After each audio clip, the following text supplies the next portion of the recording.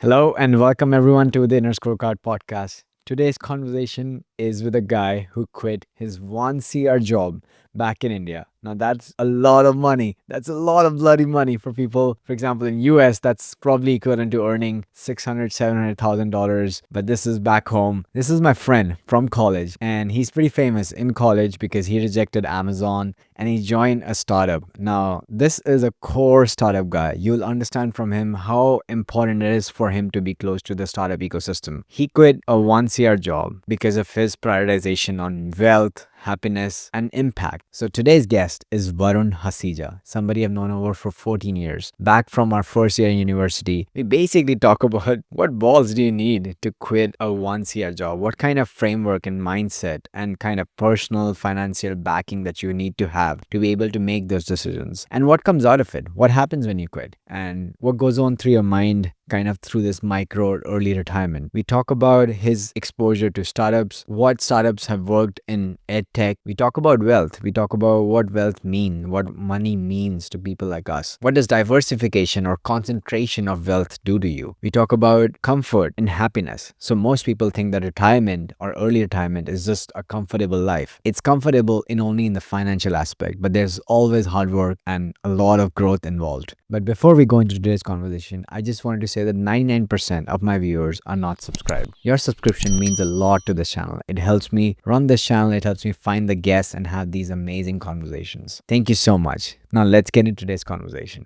Varun, talk to me about your post that recently went viral. I think you posted that about a year ago about leaving your 1 CR job and prioritizing happiness. That post really blew up and you were covered in multiple newspapers. Talk to me about leaving that job. Was it as structured as the P0, P1, P2, like it was happiness, impact, and then wealth? Or I was there more nerves involved? Was there a big decision involved in there that you were genuinely scared about? So talk to me about your mental makeup right then when you were going to quit. Yeah, absolutely. I think it wasn't an easy decision. The framework or the clarity often comes after you have taken a decision. When you are trying to justify it to yourself, a decision which you have already taken, you would try to, justify that, okay, why did I take this decision? So that's when the framework really becomes clear. But at the same time, I still remember that my hands were shaking when I had actually put down my resignation. It involved a certain amount of planning and lifestyle inflation happens with all of us, right? So anyone who is making anywhere close to, let's say, 6 to 7 lakh rupees a month today, and or in terms of, for your audiences, 600,000 to 700,000 today, um, they would they would be a victim of lifestyle inflation, right? So they would have a fancy house, they would have, a fancy car, some, let's say, expensive trips that they go to, exquisite gifts that they buy, all of that is there. Luckily, I didn't have a lot of that. I had consciously, taken this decision to not let the amount of salary that I'm making affect my lifestyle. So that was there. And then I think my family and my wife, my parents, everyone, I had their full support. Initially, I still remember when I, floated this idea that I want to take a break and I don't know what I would do during that break. My wife asked me, "What the fuck are you going to do? Are you just going to sit in front of the TV, watch Netflix, play PS all day long?" And I was like, "Yeah, maybe. I don't know." That's the exact point. That's the exact, reason behind taking a break. I don't want to do anything that I have already planned for. I don't want to have meetings in my calendar. I don't want to have blocks in my calendar that this is what I want to do during this particular hour of the day. I just want to do whatever I want to do. So those were some of the initial conversations. But then I think it was also important at the same time that when I'm actually on that break, at the back of my head, I don't have that constant fear that I'm not making enough money or that I don't have enough money to survive or that I need a job. Whatever work I'm going to do next, it should come from a feeling of abundance rather than a feeling of need, right? So I didn't want to hurry into another career. I didn't want to, rush into another job. So I had to make sure that I have enough money for whatever expenses that I'm going to have for the next few months, right? So what we did was for a couple of months, for I think at least 3 to 4 months, we noted down, logged every single little expense that we had in an Excel sheet, and we categorized those expenses. Yeah. So broader categories would look something like, rental, then you would have insurance, then you would have utility, you would have healthcare, you would have, let's say entertainment. So those were the broader categories. Some were non-negotiables. We have to pay rent, Right. we have to pay insurance, we have to, look after the health Right. of ourselves and our family as well. So all of those were non-negotiable expenses. But at the same time, instead of going to a fine dining place, maybe we can go to a cute cafe or something. Right. So we started logging everything down. We started creating those categories, brought down our expenses a bit to make sure that we are only spending on non-negotiables and having a bit of fun as well while we do it. Because if I'm going on a sabbatical, if I want to take a break, I would still want to do certain things which would require me to spend money, right? So so budgeted all of that. Initially, I had taken, or I had taken into consideration around 6 months, that I would plan and save for around 6 months before I go on this sabbatical. Eventually, when I started talking to my mentors, when I started talking to my seniors that this is something that I'm planning to do, all of them suggested to plan for an extra 6 to 8 months of buffer. So Right. eventually ended up saving for around 12 months before I finally took that call. But like, tell me, what does this 6 to 8 month mean or 12 month mean? Is it basically just your expenses? Like, you won't go to zero, right? Like, it's not like in the next 6 to 8 months you're planning to go to zero. That's not your plan, right? Is that just the expenses that you had been tracking? I think these you started tracking your expenses before before you formalize a decision to quit. You were already seeing, okay, this is the number I need. But was that happening like years before, or was it like very close to quitting? This is when you started thinking about, okay, let me think about finances. So even before I had started planning for this particular decision, like my expenses would be somewhere around 30 to 40% of what I would make in a month, right? Not more than that. The rest of it I would be saving, or rather investing. Mm. Right. So there are multiple, portfolios that I have, multiple areas where I have Right. invested. And that investment I didn't want to touch. Right. Right. So I just wanted to touch whatever I had in my savings, use that Right. for this amount of time. And if need be, if need arises, then maybe I can dig into my investments as well. But otherwise, I didn't really want to do that.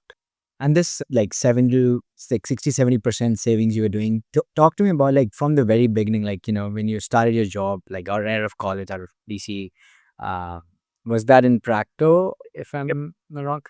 So you were saving similar amount. Like, is that true for you? Because for me, that was the case. I realized that over 10 years, the percentage I save is more or less fixed, or it has gone higher because I've started making more money. But Yeah. that kind of gave me a very good signal that, like my lifestyle inflation is there, but is nowhere close to what I'm earning. And that is what I, also side questioning is like, how much more do I need to earn? Because I'm actually not, the things I truly enjoy don't require so much money. That was a big realization to me like 4 or 5 years ago. Like the things I would do is like, I would love to, go to the beach. Yep. That's my favorite thing. Like, not have a fancy beach, but just being close to the water, Mhm. meditating, working out, playing table tennis, reading. Like those things are absolutely free. So that was like very stark, contrast to what I had been thinking about making money. Is like you need to achieve all that to have a happy life. Like, how was it for you when you started working? Like, was your savings rate always high, or did you consciously, not let it crop up and it just start getting bigger because you were getting bigger paychecks? So when I had started my first job at Practo, things were a bit different. There was a particular reason why I had joined Practo. I think not a lot of people know this, but I had an offer from Amazon as well when I had joined Practo. I ended up choosing Practo because I wanted to be close to the startup ecosystem. So that's, I mean, even though they were paying a bit less, I still wanted to be a part of that high energy, high, impact group of people who want to leave an impact and not just be, a small cog in a big wheel. So So that's the reason why I had picked Practo. And Amazon has this thing. They continue to reach out to you every 6 to 8 odd months if you have declined their offer. So they reached out almost 8 months, 1 year, later. And at that point of time, they were also offering me a promotion. So I was getting an SD2 role. And that's when I thought that, okay, now maybe I should join Amazon and see where it goes. At that same time, one of our mutual friends, Arnav, had reached out to me, Arnav from, of course, DTO. So he had reached out to me, and he and Prateek, they had already started coding blogs by then. So he had reached out to me and told me that, we have a physical setup right now, but we are planning to go online. We are planning to go virtual. Why don't you join us and, lead that particular vertical? So, so that's when, again, I decided not to choose Amazon and go for coding blogs. Took a pay cut. So whatever I was making at Practo, took a pay cut from that to again join a, high growth startup. So my career decisions have always been such where I am not making, the maximum potential amount of money that I can make at that point of time, but rather I'm optimizing for the experiences that I'm going to have. So my expenses have also been quite similar. I have always been, conscious about the expenditures that I have, about the trips that I take, the monthly amount of money that I save, the things that I get for myself or for my family. So everything it's been lower than what I could afford at that point of time. Right. And that's pretty cool. And I think you're the kind of the opposite to the general Indian corporate population. They're always looking for the 20, 30% hike Yeah. early on in their career too. I think, I have my cousins and friends and they would be like in their early 20s and they would join on paper, like role wise, a much shittier role just because it's giving that 30% hike. And that completely is like surprising to me because I mean, I can, of course, there's, rationale behind it. I think a lot of them feel unfair to the salary they're getting. So really that's what they're optimizing for. They feel that, they got underballed or like lowballed in their first offer of then or they did their MBA in COVID and they got lowballed because right out of COVID nobody was paying money. So they're just kind of optimizing for that. And of course, a lot of them have loans. So, they're prioritizing for that. And to me, that is completely the opposite. Similar to yours, I was in Amazon. I mean, I didn't have any other offers. Once Amazon said they will hire me, I was like, there's no other job that I would. So I just spent a lot of time traveling in my last year. But once I got into Amazon, my roles were like I started as a non-tech operations manager, so completely like non-technical. So my switches were also like on two different things. One was experience, so moving outside. So I would take my promotions and pay rises would significantly get delayed because I would switch countries, I would switch teams because that was to me the more interesting part and slowly moving towards tech was my goal. So it was like I would take a pay cut today just because I know I'm skilling up for, a bigger paycheck tomorrow. But I would still say I was not as ballsy as you are, like, in the sense of when you join a startup, a high growth startup, there's a very high probability that it's zero. Like, there's a very high probability, even in a startup case. Best case is like 20% success rate, right? Like, in my case, I still knew there was a paycheck, maybe 2 years later, but there was, a paycheck. But that's just pretty cool that I did not know that you were always prioritizing for like a more closer to startup ecosystem. And I think that served you very well, to be honest. I have my doubts, on certain days because, so I'll be honest here. So I think when our college life, it was about to end, we used to have these discussions very often, whether having a business is better, whether having a startup is better, or, having a high paying job is better.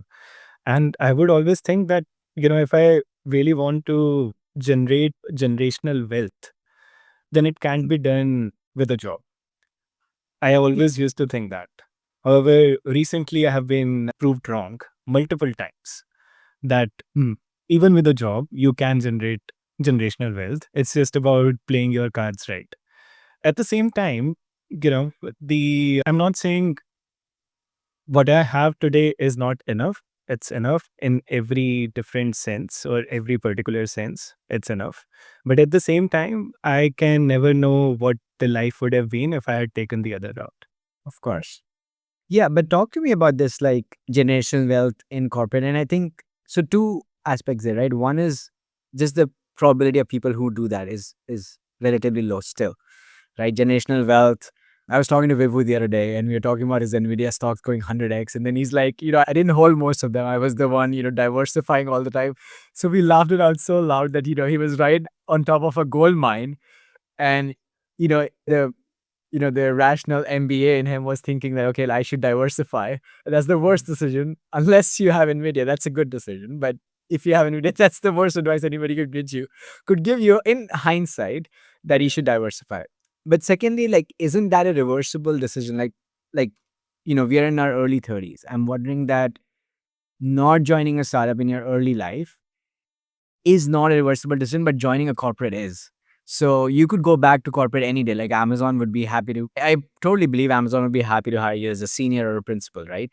I'm wondering why do you not see it that way? That what you have done in your 20s and early, like late 20s, that's not something you could have done if you were in corporate. It would have been much harder at this stage of your life to switch to, okay, now I need to really, be close to impact or be close to startups. Do you think there is like some optionality that you got taking early risk?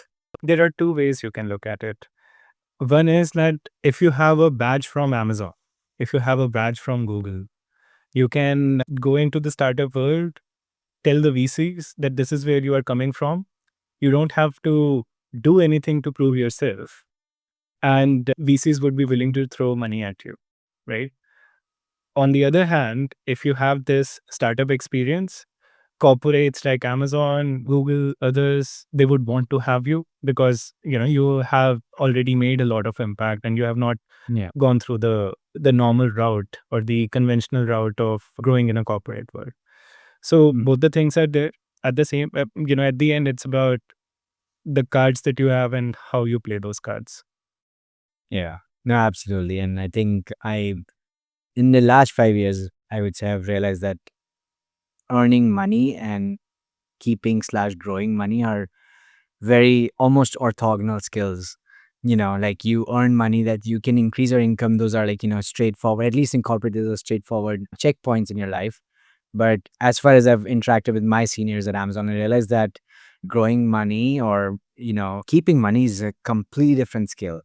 And Absolutely. that is not as checkpoint based. There's no traditional route to it.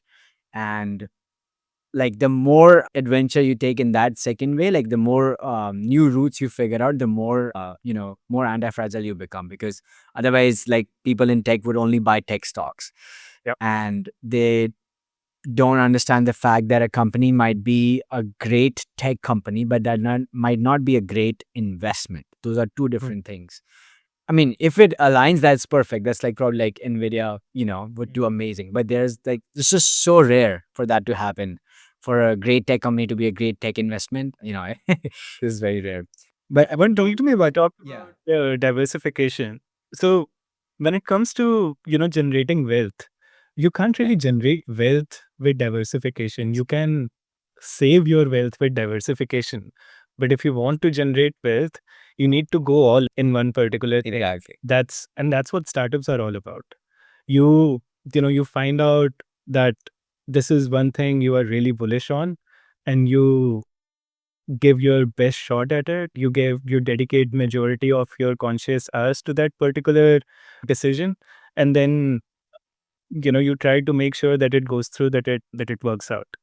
That's how you generate extreme amount of Yeah. wealth. Diversification can help you get what 10 to 15% of growth per year, but if you want 100x growth, you need to go all in one particular thing. Yeah, and I think that there's a misconception, at least from how I read it, there's a misconception that people go asking those big billionaires, like, how are you doing it? They would say, I have like 20 different streams of income and I've diversified. I mean, that's not how they got rich. This is how they, stay rich. But like even Buffett says they're very open. Like if you're investing in your 10th best idea, then what's the point? Like, then you're not going to make that money because you should be like, very aggressive on the things Yeah. and but it's just very hard to do as a full-time job, especially if you're like, working in corporate. Like you feel that diversification is like easy thing. And I did that too. Like I back in 2021 when I've been at Amazon for close to 5 years, I realized that my whole life was, dependent on Amazon. So I was in Europe. I realized that if I get fired today, then I have to leave Europe today.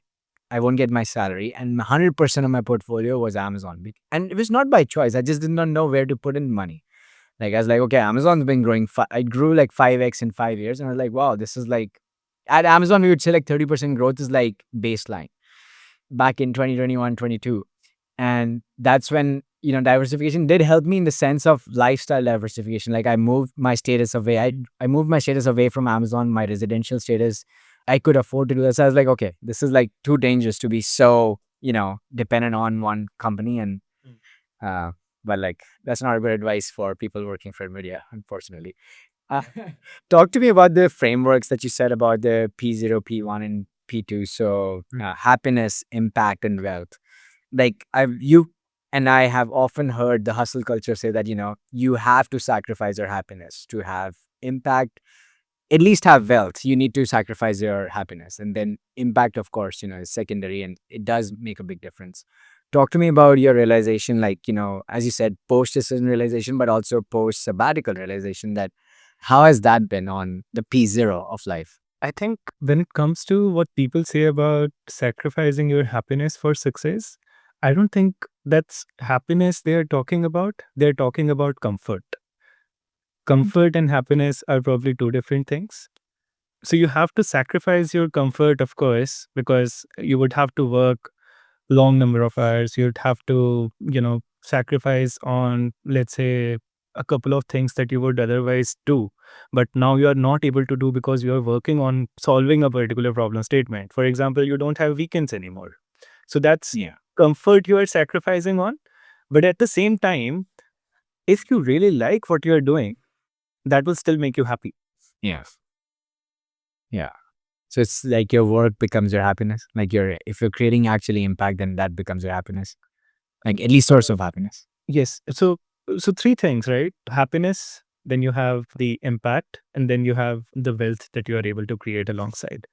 So happiness for me, it's quite simple, right? So you have 8 hours of work a day, you have 8 hours of recreational or family time, and then you have 8 hours of sleep, right? In fact, there are labor laws that say that you can't ask people to work for more than 8 hours a day, right? So so so you consider that you are spending half of your conscious life in a work environment.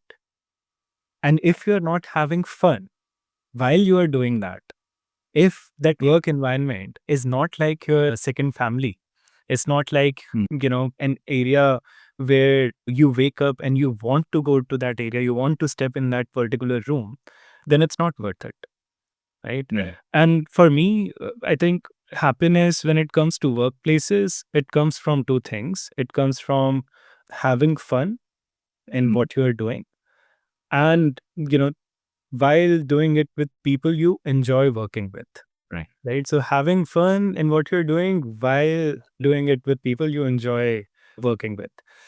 So, and when it comes to having fun, it can come from, solving some important problem statements, and it can come from, connecting two different audience groups which were trying to solve a particular problem statement. And now that you have connected them, they're able to solve it better. So it can revolve around that. And it can also revolve around, let's say, acknowledgement that you receive from the work that you are doing.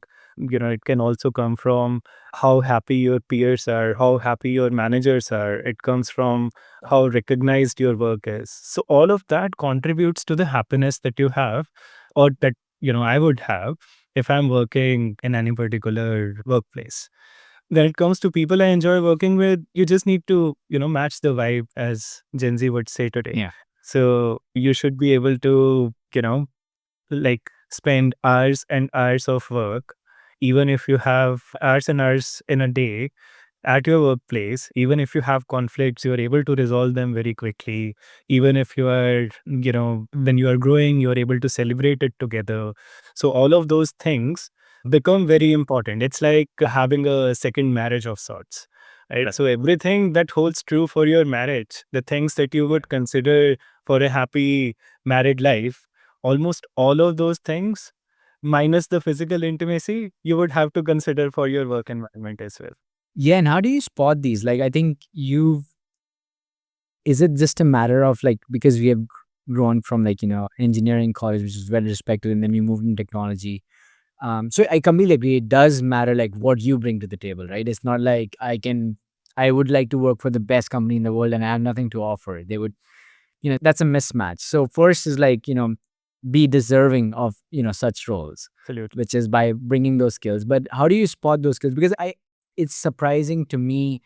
I have only worked 1 year, per se for in India. Like I did work for Amazon, which is, I don't think Indian Amazon is different than any other Indian company. It was pretty similar, but it was only 1 year experience in India, like from work. Most of it was outside. But outside, I realized that, oh, you can actually have fun. As you're saying, your boss could be nice to you. You guys could go out for drinks and actually have fun. It's not like a forced happy hour that you have to show up, and people are not as toxic.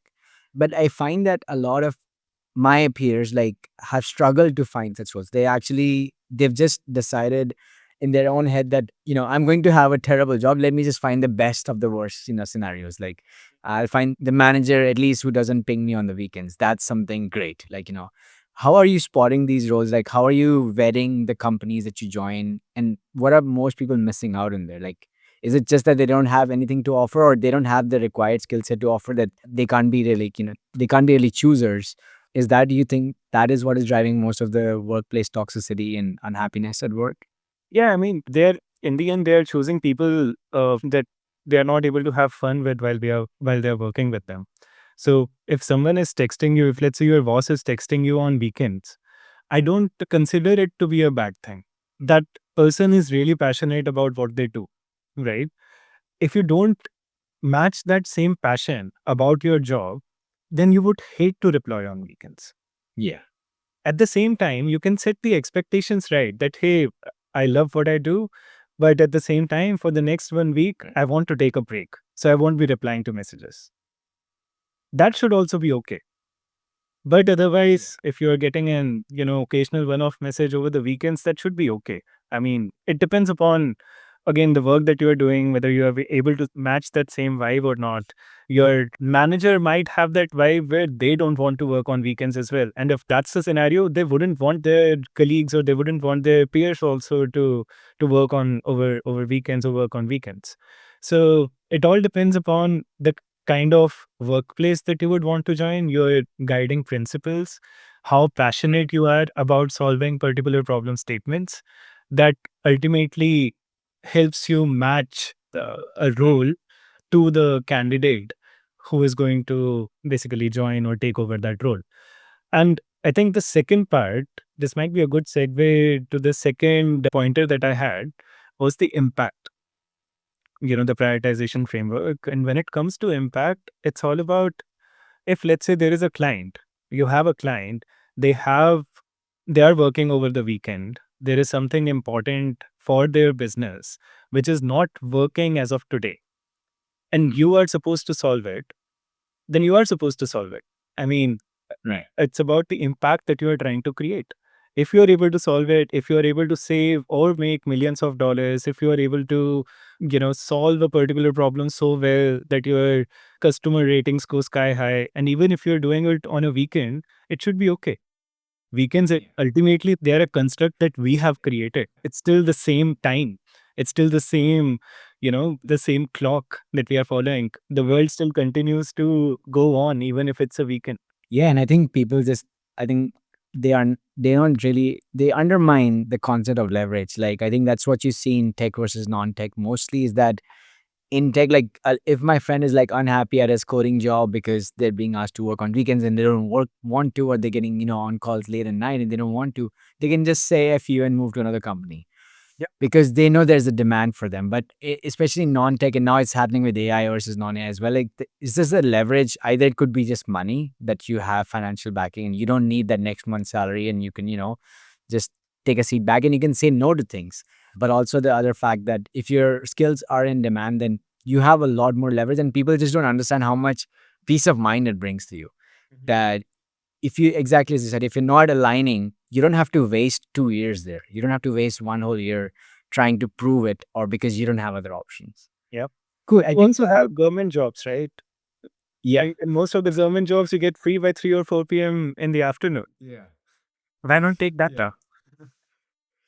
Exactly. I It's think all it's about more getting the kind of impact yeah. that you want to create. And then weekends, you would realize that, okay, it's just a construct. Take yourself, for example. You are doing this on a weekend, Yeah. right? Yeah. Yeah. No, I think it's the impact.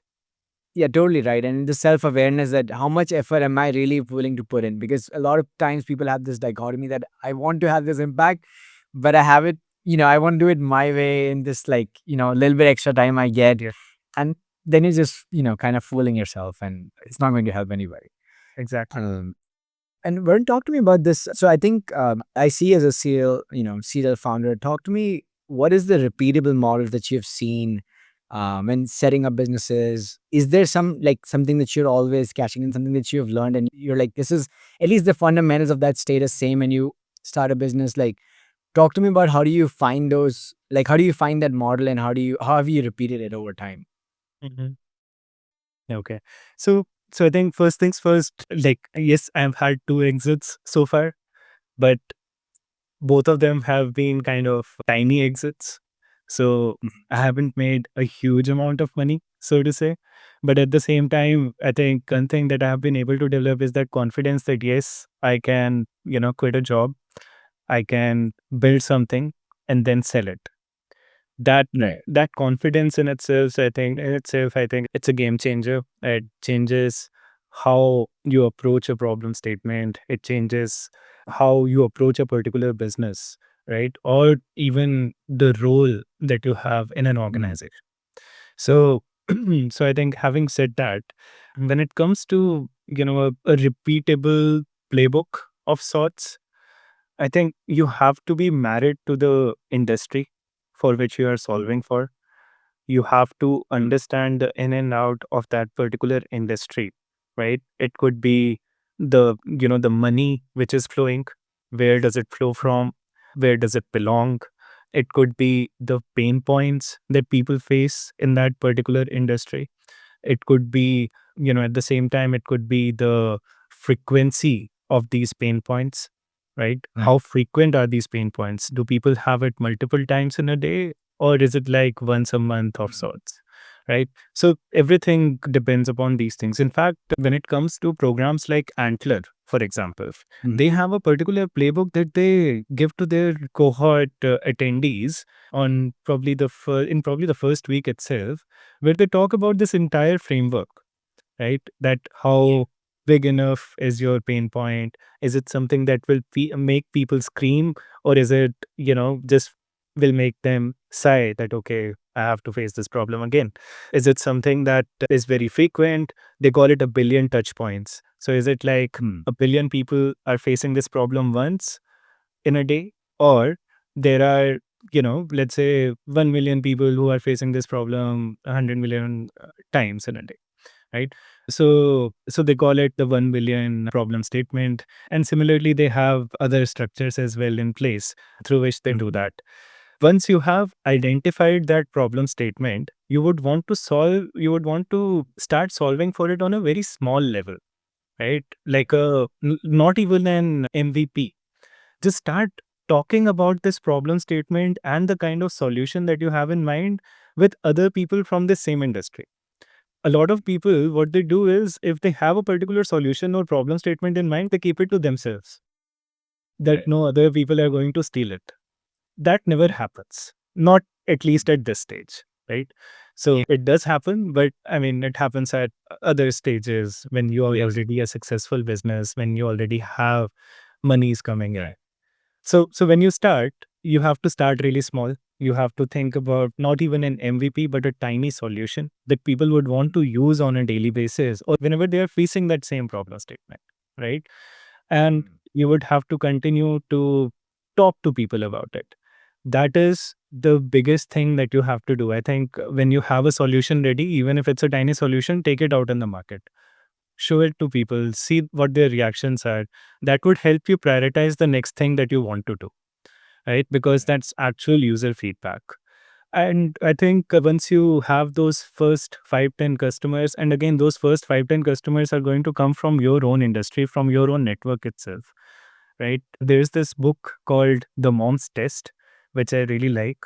It talks about, the fact that if you, let's say, if you have created a small painting and if you take it to your mom is always going to say, "Oh, I love it." Yes. Right? Yes. So don't do that. Don't take it to your mom. Take your product to actual customers who are going to buy it. Right. Take your painting to that, art collector who's going to pay for it. So, Right. so you do that, you keep iterating, you make sure that you have some retention, and then the flywheel just kicks in and things start going from there. Right. There is a lot of intuition involved, but at the same time, if you want to abstract it out, there is a framework as well that exists behind all of this intuition. Yeah, and also like just a quick question, like in the whole life cycle of startups, like the ideation, and developing it, scaling it, exiting, like is there certain parts that you enjoy and certain parts you just like from the two experiences you've had, like you would want to just not want to go through it again? It's like so painful. The legal aspects of it, that's the most pain part. I think I would just hire someone for it. It's something that I Yeah. legit hate. And then I think that's probably also because of how difficult it is to register a private limited company here in India. It's also about, the all the operations involved around it. It's a hectic process.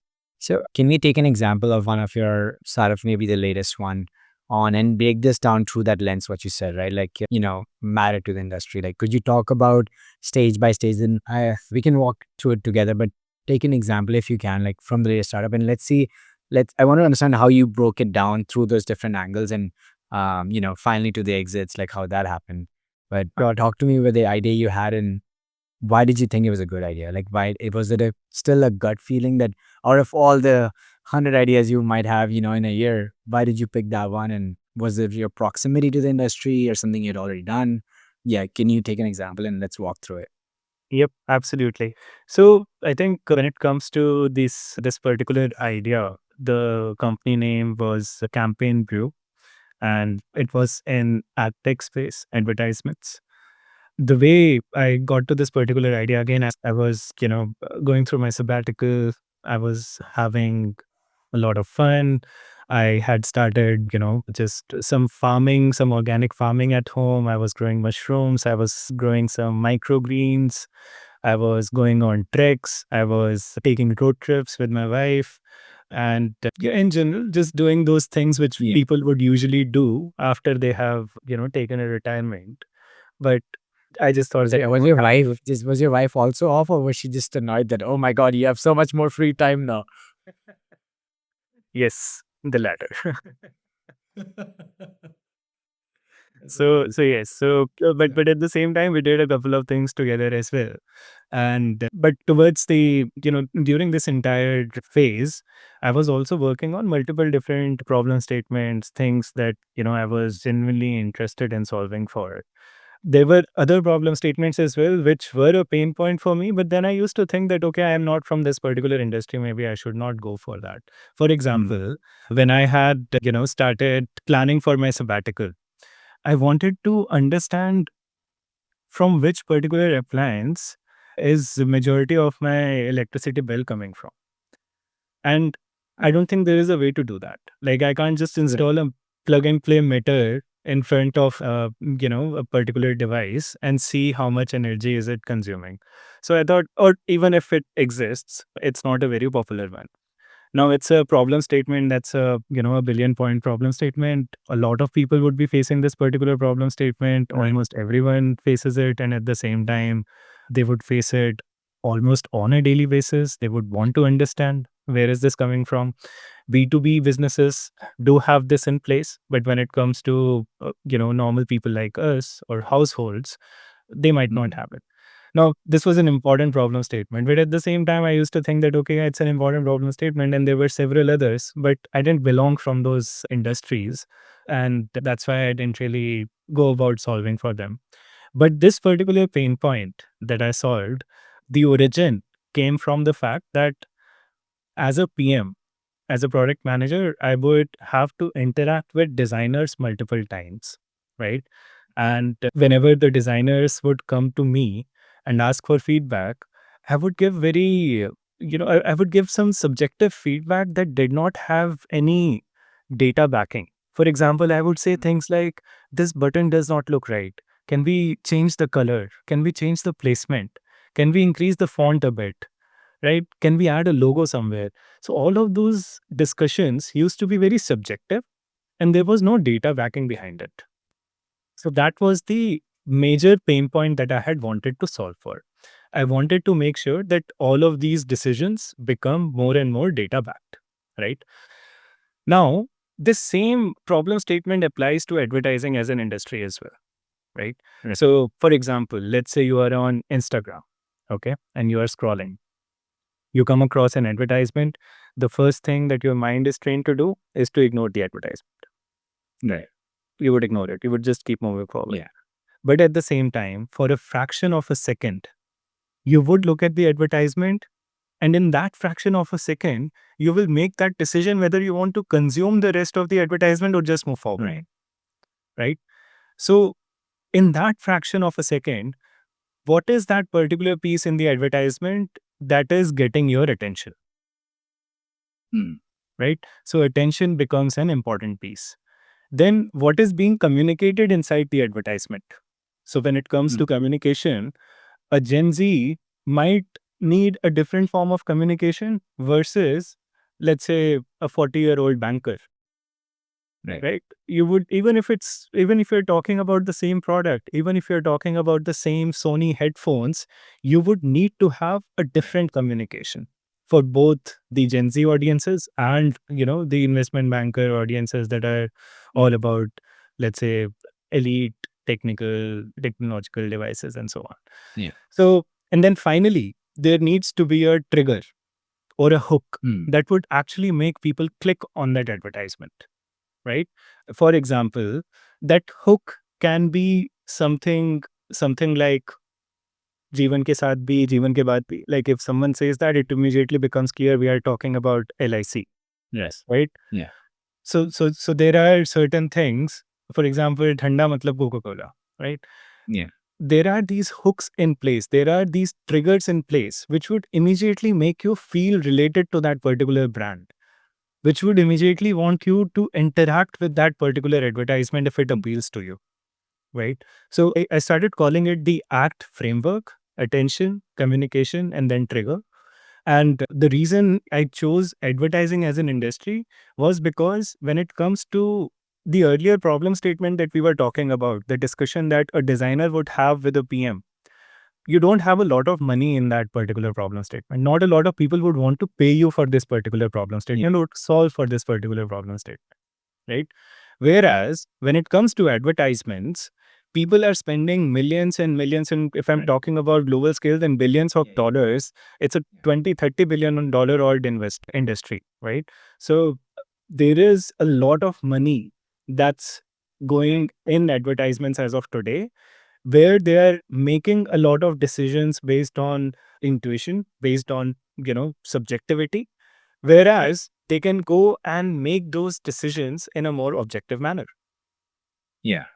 Right? So I chose Right. advertisements as an industry. As an industry, like, advertisement has a lot of money. And then I chose a problem statement that was very common, very frequent. Almost everyone faces it. And I wanted to introduce some objectivity to it. So that was the entire logic behind going for this particular industry and this problem statement. And your mom test was basically because you have worked in this industry for so long. You knew a lot of designers, you knew a lot of PMs. You could talk to them, but then you probably had to expand to advertisement, right? You had to talk to people who run ads, make those decisions. So that was your litmus test you did externally, right? Yeah, I started talking to people who were in this industry, who were running advertisements on a daily basis. Right. I would take their photos of the, advertisements. I would take their advertisements from Facebook ads gallery. I would take their advertisements from the billboards. So Mumbai is famous for billboards, right? There are huge number of billboards if you go on Right. any particular big highway. I would take their photos and I would tell them that, hey, you have this big ass billboard on this particular road, but majority of the people don't even know what you're talking about. There is a multinational bank that I was in conversations with. They had Amitabh Bachchan and Abhishek Bachchan as their brand ambassador, and they had done a huge campaign with them in front. However, they had missed their own logo in that advertisement. Like, it's a very silly mistake, but people make these mistakes and they spend millions and millions of dollars after making those mistakes and not having an idea around why it did not work. So that was the entire crux behind introducing creative analytics. uh, that's what I used to call that. You are adding a layer of creative analytics to your existing marketing suite or marketing processes that you're already following. And did you like hire a team to develop this after, like, once you figure that out? Like, I know you were on sabbatical, and that sounds like a lot of work on a sabbatical too, but I think you enjoy working, to be honest. It seems like that is something you would do. Like, you'd be solving problems, not work, but you'd be actually you're just a problem solver at heart. And if you're given a free weekend, this is what you would be, totally having fun doing it. So did you like go find a team? Did you find a network? Do you enjoy that part of like leading people or working with people? And is that, how do you go about that? How do you know whom to hire? What skills are you looking for? So for this particular product, I built it end to end on my own. Like, I had Cursor as my first hire, and then Claude as my second hire. so so I was essentially doing this on my own and built the MVP, scaled it to a couple of users, and because it was B2B, I every sale counts, and almost all these sales were being directly managed by me because it was happening through my own network. I did onboard a couple of contractors. There were a couple of discussions going around, first of all, hiring a co founder, because I started this on my own and I knew that I didn't want to do it alone. Yeah. Because again, there are a lot of nuances involved. You have to manage legal, you have to manage finances, you have to manage, the processes, the operations, sales, marketing, technology. There's a lot that goes behind building a business, Right. especially a tech business. And I didn't really want to do it all my own in the longer term. And I wanted someone, who owns every bit of these problem statements as much as I do. Right. So I wanted that kind of ownership from someone, and I was willing to share the equity as well. So Right. so I kept searching for one. Unfortunately, I couldn't find one, although there were a couple of discussions that were going on. Yeah. Couldn't really finalize one, but at the same time, majority of the work was done by me. And then, of course, with the network that I had, Yeah. the connections that I've been able to build, thankful to all of those people who helped me get those introductions inside these Yeah. organizations and helped me at least pitch the idea. Right. That's awesome. Cool. So we were talking about how you build this business by yourself and having Claude and was it Cursor as your first hires. Talk to me about the exits. Like, how was that? How did you decide when you want to exit? How long were you in this? Like, how long have you been in this phase for developing this, being in a sabbatical? Talk to me about how the exit happened. Okay. So I think so Docker was one of my, potential clients when I had started it. When I had started this particular business, they are in advertisement space. And I had reached out Dr. Harshad, who is the CEO, regarding, integrating this product in their existing platform. So they have their own platform, or rather now we have our own platform using which we allow pharmaceutical companies to talk about their medical devices, the new drugs that they have manufactured in front of other doctors. So it's an ad tech platform. And inside this ad tech platform itself, I had proposed an integration that over an API you can connect with my technology and provide these kind of insights to your end customers. So so that's how the conversations started. Once those conversations started, it eventually turned into an investment opportunity, where we were talking about a potential investment from either Docker or through Dr. Harshit into Campaign Group. And those investment discussions ultimately turned into an acquisition discussion, where he mentioned that there are a couple of other important AI based projects that we are working on. We want someone to come and lead those projects for us, so why don't you join us? And eventually, I found one exit, which again was not the P0 that I had planned for. Like, of course, everyone plans for, having a multi-million dollar exit, where raising a lot of money, not raising a lot of money, rather making a lot of revenue, and then, selling off your company or the stake in your company. But there were a couple of things involving this particular decision. One was that I was getting an opportunity to scale the current product that I was building. So it wasn't like I am going to sunset this particular product that I had built. Right. And at the same time, I was also getting other people to work with, people who are going to, take ownership around selling this particular product, take ownership around maintaining this particular product while I pick up more challenges to solve for. So I was getting everything that I had wanted from this particular startup that I had started, or this business that I had started. I was getting more resources. I was getting, financial support to keep doing all of this. The only thing that I had to give up was on, potentially the ownership or the amount of ownership that I had in the company. Right. And this was like how long into the full, like when you started, I think, was it like a few months in, or you had, it had been over a year already? Yes, this was quite a small period, rather around somewhere around 8 to 10 months. That's pretty cool. And in 8 to 10 months, you achieved the, I mean, that's pretty good if you think about the return rate in terms of considering the time, right? Like 8 months spent and you were able to get an exit and then, keep working on that going forward too. Yeah, it's good. It's decent. Not the best outcome. Right. I mean, of course, I would want to continue to keep on having better outcomes, Yeah. but something that that I was satisfied with. Yeah. And I think, talk to me more about this. I think a lot of people who might have read the initial news or the post about you quitting your 1 CR job to find happiness, they might say, "Oh, Varun is back, working for 9 to 5. I told you so. There's no happiness, outside." Talk to me about what's different here. Like you mentioned on a couple of things that you get to keep working on a project, but from your approach of like there's happiness, impact, and wealth. Talk to me why it's not just a typical 9 to 5, and it's not just you understanding that happiness can be found 9 to 5. Like, talk to me more about the decision. Yes, absolutely. I think, see, all those three pointers are, I kind of checked out when it comes to this particular, job that I have at the moment, or the work that I'm doing. I'm working with the same set of people. So, just to give some background, I used to work with Docker earlier. In fact, I was there when we launched our P0. Since then, I've been connected with the organization, with the CEO, with the engineering counterparts and the sales counterparts, and so on. So I have been in touch with them.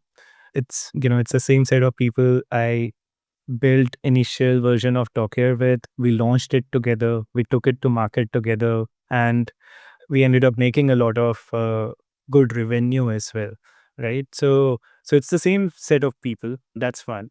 Second is the product that I had built when I was with Docker 4 years back. It still exists. Uh-huh. I mean, it's the same product, on top of which they have made a lot of changes, of course, but essentially it's that same product which we had started building together, which has been able to get us to close to what, 50-60 million dollar revenue a year now, which is huge, right?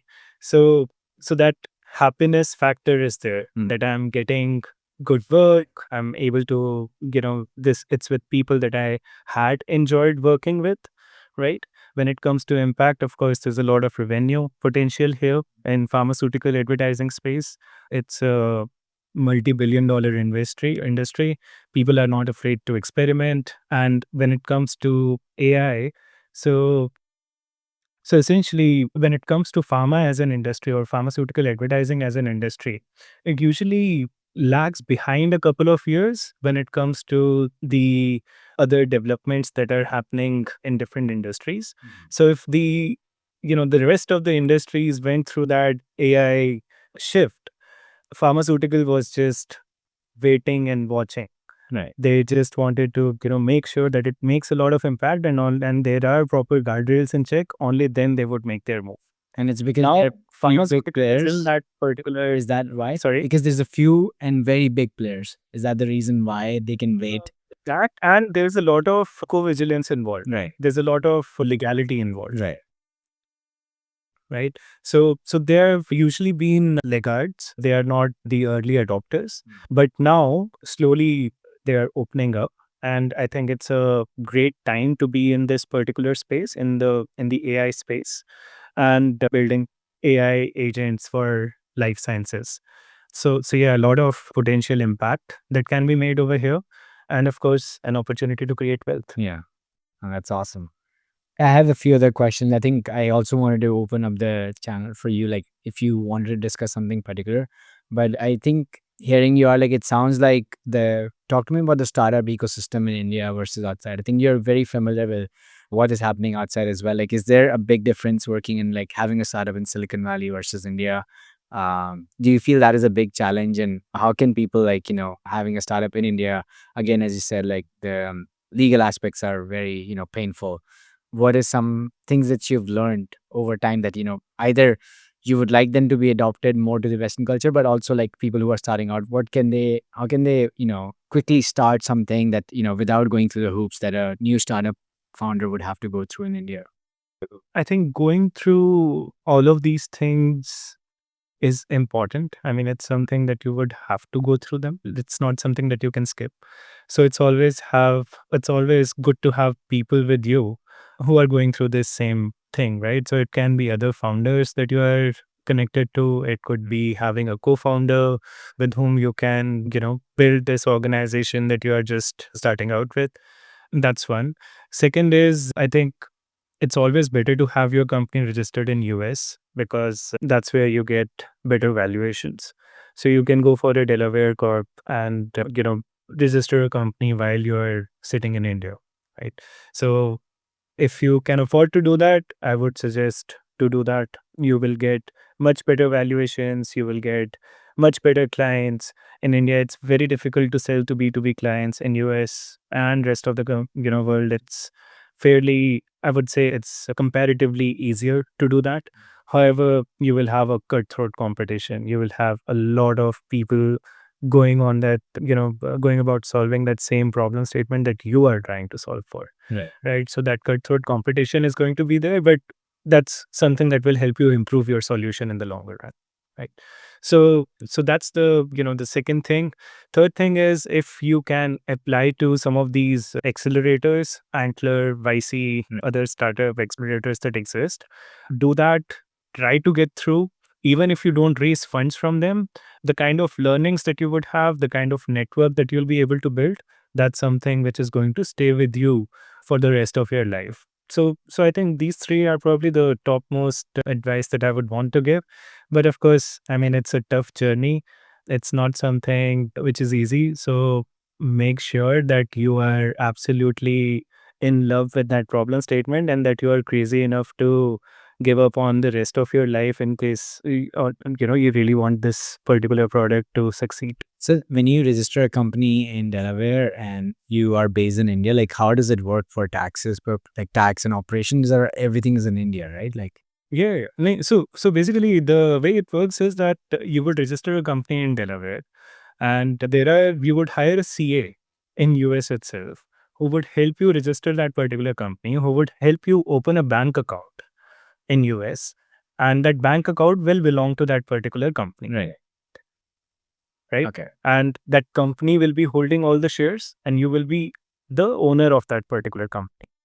And for tax purposes and everything, is it like that's done in India, or are you taxed? You would have to follow the US. You would have to follow the US processes. Okay. You can't really follow the Indian processes over there. Okay. And if you are getting money from US to India, And you have to. that is when you have to follow the Indian tax laws. Right. And that's nothing to do with the Otherwise, company. That's on you. That's a personal income source, right? If you're withdrawing it could be, so you might also want to set up, let's say, a back office in India. you can always do that. So if you are doing that, then you are transferring from your US account to your India account. And again, that India account, the all the shares of that Indian subsidiary that you open will belong to that US subsidiary or the parent company that you have in US. Got it.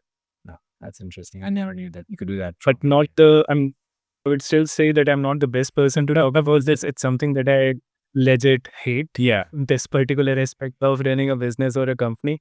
And I would always leave it to a trusted CA or a trusted legal advisor to manage all of these things. Cool. And is there anything else you would like to share? So I know that I was reading through your tweets. I think you initially when you quit, I think you had some comments on the whole ed tech industry, how it is oversaturated and how hard it is to make space there. If there's anything else, I would I haven't, spoken to you in a long time. So I would love to know like what you're thinking and or maybe what comes next even. So I mean, yeah, tech as an industry, it's going to continue to exist. It's not like it's going to disappear. There are a lot of good companies who are making a lot of impact in this particular space. They will continue to survive. They might have to evolve their models a bit. For example, Scalar is doing pretty well. They have kind of pivoted their model to an offline first business. They have a good income from the online business as well, but at the same time, their majority focus right now is on offline. You have Upgrad, which is doing really well. Then a couple of companies outside India as well that are doing well in this particular space. Um, and I think in the longer run, education is an evergreen industry. Right. It's not something that can just disappear. Having said that, it's also an industry where I feel that VCs should not get involved. And because whenever VCs get involved in any particular business, they are looking for exponential growth, Right. right? Education as an industry, you can't really get immediate outcomes. And it's like you are making an investment in yourself, which might or might not have good returns. But the fact that you are investing in yourself is a return Right. altogether, right? It's the fact that you are learning something new. That's what matters. But it's not something which Indian audiences get. Right. Indian audiences want a good salary package after completing their Right. course. Indian, mindset requires their kids to top the class after they have spent thousands of rupees on a Byju's course. Right. So that's the main pain point. You can't really grow that model over here. But at the same time, I think there are a lot of important problem statements to solve for. We might just have to change the way of solving them a bit. And yeah, that's pretty much it. And in fact, let's reverse the questions. I think you have had a successful career. You have had, you have been on a break. How has your life been so far? How is the sabbatical treating you? No, pretty good. I think that I relate to you a lot when you say that if you're given free time, I'm the same. I can't just sit idle. Like I can, of course, I would love to hang out with friends and I do that. If I had to break down those 3 months, I was 1 month in India, 1 month we were traveling, we went to Japan and stuff. And I think 1 month or month and a half, I'm in Prague right now with my wife's family. So, like I don't count the time, I think I would not find my life wasted if I just spend a lot of time with my friends and family. And even that time is not like is very active. Like that time that we spend with family and friends, we're always doing something. Most of my time spent with my friends is like actually helping them in their business or their problem solving. Again, very core to me is like helping people and that becomes problem solving. But I think it took me a month to settle in and have that framework and mental of, oh, I don't have to do something. Like I think that is something that I have to unlearn after 10 years almost at Amazon. I had to literally unlearn that, okay, there's no goal from this sabbatical, right? There's no goal that, okay, this is how you check it out. So that was a little bit of learning, a little bit of unlearning to do. But apart from that, I have my 10-month-old baby. We started the whole trip when she was 7 months old. So it's just insane fun and joy, like to be with her, to see her like do her first things ever. And I can't believe how it would have been had I been, slogging away at work, not being home. I think that would have, I think I would have missed a lot without even knowing what I would have missed. So that's what is I'm a little bit skeptical, going back because I don't know how much I'll get to see her in a day. Yeah, I mean, I'll see her for an hour or so, but I think it's different to be like there when, putting her to sleep and waking her up and stuff like that.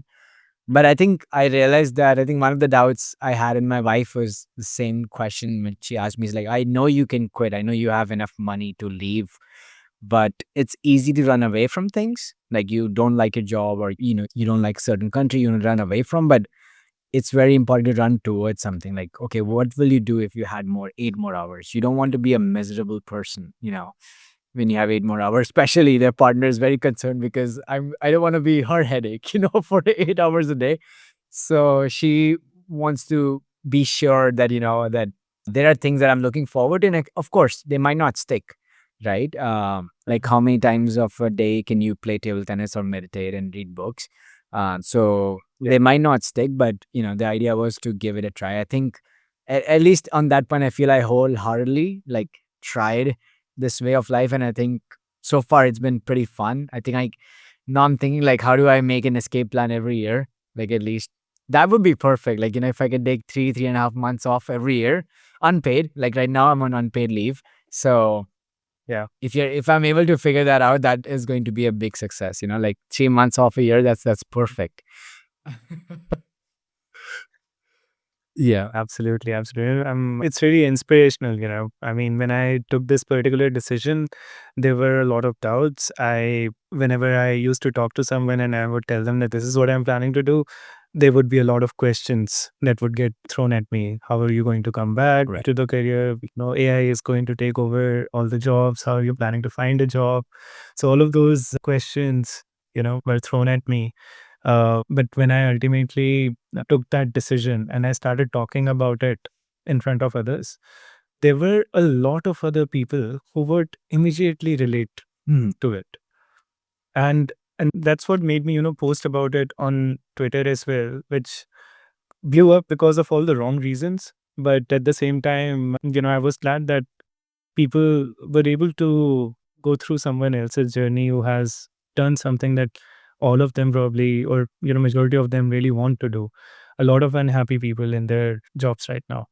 Or yeah, so I think what you're doing is really inspirational. I'm really happy that you are bringing out all of these conversations out in public for people to listen to, for people to watch, Yeah. and I'm sure it's going to make a lot of impact. Yeah, I mean, likewise, I think same for you. I think for me, the best part is like I would have caught up with you any which way because I've heard your name through those, common friends we have enough times, yours, Arna's, or Boo's. Like, I would keep hearing these names and I'm like, okay, maybe this platform just gives me a medium to have that conversation and a purpose or an agenda to a conversation as well. It's not just, hey, long time no see. That's the message I hate, like, okay, like where do I Yeah. start?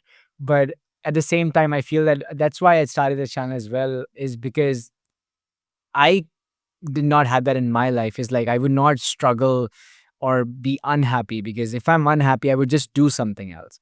So this was like a channel where for people like I would imagine mostly Indian audiences like where they're not happy with their corporate job. And that's why I'm trying to invite those people who have, been able to balance, they've been able to pay their bills, but at the same time, like really have the maximum potential life. Like it's not like they're having a regretful 10-year period where they're like, yeah, I wish I would have done these things differently. So I'm also like, I think what you're saying is pointing to non-linear paths, right? I think people often, and you've done that a lot, is like taken non-linear paths wherein you don't see the next step. And I think that's where people mostly get stuck at. And it's also not so rewarding. Like, like for example, promotions at work, right? Like at Amazon, we say you have to be in that next level role for 6 months to 1 year. So actually, the day you get the promotion, it is not like excitement or enthusiasm. That is there for maybe like a few minutes, and this is my personal opinion, because you've seen that. You just feel that a sense of relief in a way, or sense of like, okay, like this was long due. So that takes away the joy completely. And that's what most people are doing, that is like their next step. They're so aggressively chasing it that when they do get it, there's no sense of accomplishment because they feel that, okay, this was far long due. or as I said about the salary hikes, they feel they got lowballed, and finally when they make it to the salary, they're like, okay, yeah, this was like I should have been here 2 years ago. And that is like really sad to see, because then no amount of money, unless you get like a very lucky break, what's the sense of joy? Like when you have a kid, you already start thinking when they're going to start walking, when they start walking, when which school are they going to go to? Like, is this never going to end? So I just feel that people need to take those non-linear paths to realize that, okay, like, especially like taking a sabbatical, or for me, like starting this channel was like, I need to learn about cameras and social media, which is, I'm a complete noob at, like it's zero, level zero for me. So I have now so much more respect for people who do that. I can't just treat people, oh, you are just a YouTuber. It's like Mhm. so much work that goes in there. Absolutely. Yeah. So that's what I realized. Like have you seen that too? Like is that something very natural to you, like taking non-linear paths in life, and or having like asymmetric wins? Right. Yeah, I think like till the time we are in college, we have our life laid down in front of us. We know what's the syllabus is going to be for the next semester. We know what the exam structure is going to look like. We know when we are going to sit for placements. And, everything is kind of pre planned for you. The path is right there in front of you. But once you get out of college, I think you have to take all those decisions on your own. And eventually you have to figure out the north star for yourself, which is going to help you make those decisions. But at the same time, serendipity, it does play its role. It's like you are sitting in front of a TV, you are watching, Netflix, versus you are just going through cable channels. So on Netflix, you know what is it that you're going to watch. You know what the next episode is going to be about. But when you're on TV, you're just going through, Yeah. cable. You don't really know what you're going to come up with next. Yeah. No, You absolutely. might just discover a new series that you have never seen, but you really like, or you really enjoy watching. If the Varun in 2016 or 2018, back when you were in college, saw this guy, would you think like he would feel like, okay, this was a good 10-year, this would be a good 10-year period? Do you think so? Yeah, I hope so. Yeah. The aspirations changes. Yeah, absolutely. Like the definition of success changes. At that point of time, my definition of success, was probably getting into, one of those dream companies, like getting into Google or Amazon or Facebook, and growing in those companies to get at the top eventually. Right. But now that definition has entirely changed. Now the definition is all about how can I do impactful work? How can I be happy for most of the time? How can I, generate a good amount of wealth while making sure that I'm happy, and at the same time I'm able to create impact. So Yeah. like those definitions, I would say they continue to change. But so far, I mean, I'm glad of where I can be, like where I am today. I'm happy when it comes to that. And at the same time, of course, there are things that I can do better and would want to continue to do that. Yeah. No, I'm certainly proud of you, man. Like I think all the things you've done Thanks is a lot. like really impressive, and you have a long runway ahead. So, like all the things that you're trying to do, I think there's a more longer runway. So I'm glad that, at least you're checking off the goals as you go, but there's a lot more to do. So I'm excited for that, what comes ahead. And thank you so much for today, man. It was really exciting. Thank you. It was fun to have this conversation today. Yeah. Thank you for listening to this conversation with Varun. I really gained a lot of interesting insights into startup world in India. He has so much experience. You'll see that how he prioritizes his values correctly. He prioritizes his happiness, impact, and of course, wealth creation. And that's what all this channel is about. Thank you so much for listening into today's conversation. If you found this or the past conversations helpful, please do share, comment, and subscribe. These guests are from my own personal network, so I would really encourage you to subscribe because that helps support the channel.